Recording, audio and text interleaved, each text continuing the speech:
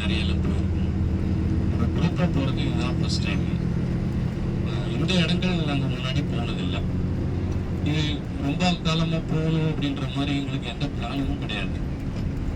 என்னோட அஸ்ட்ராலஜர் வந்து அட்வைஸ் பண்ணார், ஜென்மசனம் நடக்கிறது, அதனால் ராமேஸ்வரம் போயிட்டு வாங்க, அப்புறம் போயிட்டு வந்து இந்த காசி அயோத்தி எல்லாம் ஒரு ட்ரிப்பு போயிட்டு வாங்க திரும்பி அப்படின்னு சொன்னார். சொன்னதும் வந்து ஃபேஸ்புக்கில் இவரோட இது பார்த்தேன், நான் ஆடு பார்த்தேன்.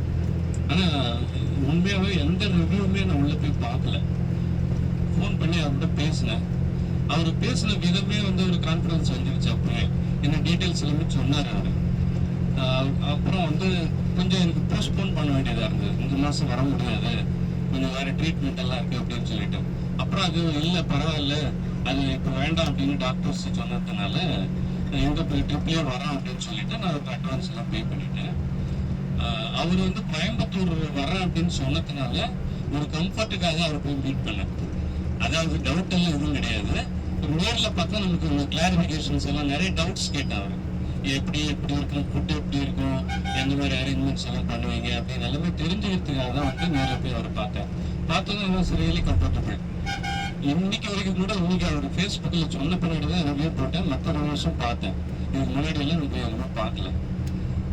மற்றபடி எல்லாமே இது ரொம்ப கம்ஃபர்டபுளாக இருந்தது எங்களுக்கு. Accommodation, food, daily food was very good. ஏன்னா இந்த ஏஜில் நமக்கு வேறு வெளியே ஃபுட்டெல்லாம் வந்து ஒட்டுக்காமல் போயிடும். ஸோ எந்த பிரச்சனையுமே இல்லை இது வரைக்கும். ஸோ 7 நாள் கிராஸ் பண்ணி நல்லபடியாக வந்துட்டோம்.